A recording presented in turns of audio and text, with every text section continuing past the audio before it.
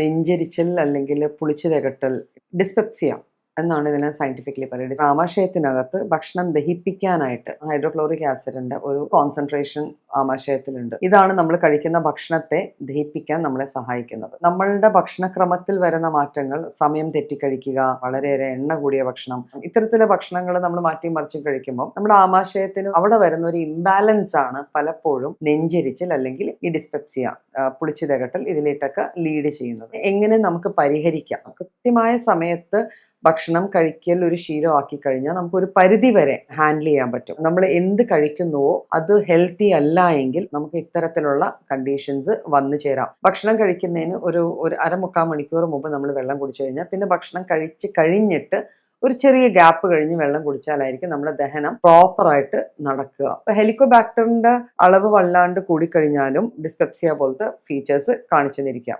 Probiotics അടങ്ങിയ ഭക്ഷണം കഴിക്കുക. ഇപ്പൊ ലസ്സി എന്ന രീതിയിലൊക്കെ നമുക്ക് കുറെ അധികം പുളിക്കാത്ത തൈരൊക്കെ കഴിക്കാം. നല്ല രീതിയിൽ ദഹിക്കാൻ എളുപ്പമുള്ള ഫ്രൂട്ട്സ് കഴിക്കാം. അപ്പൊ അത്തരത്തിൽ നമ്മുടെ ഫുഡിൽ ചെറിയ ചെറിയ മാറ്റങ്ങൾ വരുത്തി കഴിഞ്ഞാൽ നമുക്ക് ഈ ഡിസ്പെപ്സിയ എന്നുള്ള കണ്ടീഷൻസ് നല്ല രീതിയിൽ മാനേജ് ചെയ്യാൻ പറ്റും. ആ കംപ്ലൈൻറ്റ് നമുക്ക് മാറുന്നില്ല എങ്കിൽ നല്ല ഡോക്ടറെ കണ്ട് കൺസൾട്ട് ചെയ്തിട്ട് അതിനുള്ള മരുന്നുകൾ കഴിച്ച് അത് പൂർണ്ണമായിട്ടും മാറ്റിയെടുക്കാം.